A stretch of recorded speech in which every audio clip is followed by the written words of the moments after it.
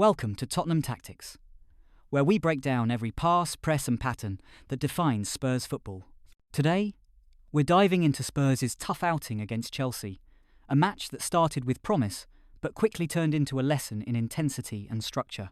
From the first whistle, Chelsea looked sharper, hungrier and more organised. We struggled to find rhythm, both on and off the ball. In this breakdown, we'll look at how we set up, where it went wrong tactically, and why their shape and pressing completely shut us down.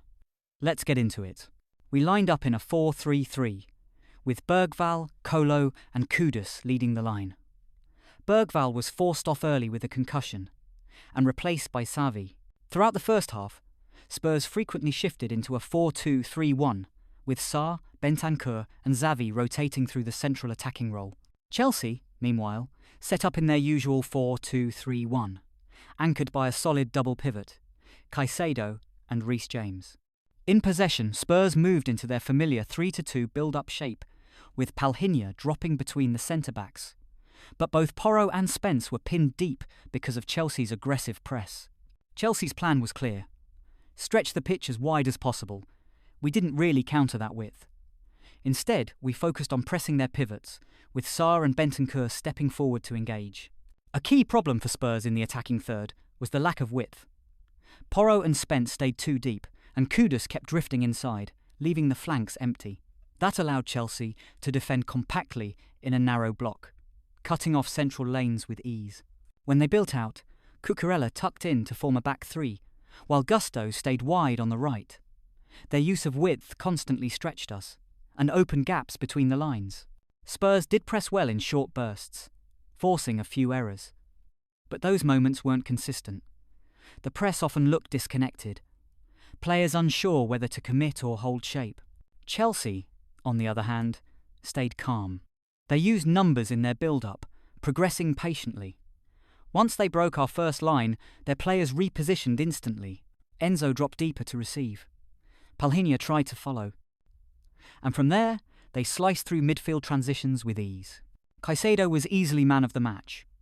He worked tirelessly, pressing every midfielder who received the ball and forcing Spurs backward again and again. The first and only goal summed it all up. Neto chased down Sarr, while Xavi stood still, missing the chance to make a forward run. That hesitation put us instantly on the back foot. Neto nearly dispossessed Spence, who then ran straight into Caicedo's zone. Caicedo hunted him down, pressed Xavi, won the ball off Van de Ven, and set up the goal. A perfect example of Chelsea's intensity versus Spurs' hesitation.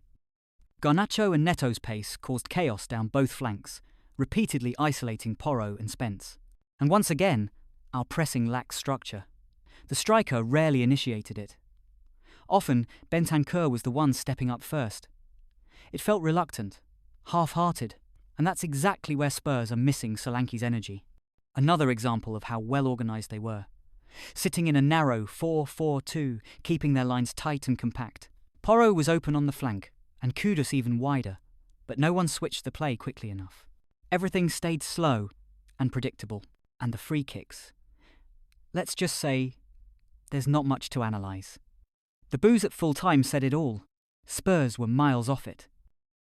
Xavi showed flashes of skill, at one point beating 3 players, but he was instantly closed down and dispossessed. He's clearly still adapting to the pace and physicality of the Premier League. The pressing looked slightly sharper once Richarlison entered. Palhinha and Sarr even pressed together a couple of times. Palhinha won the ball near the box, but both Kudus and Xavi just stood still, failing to react. That summed up the night.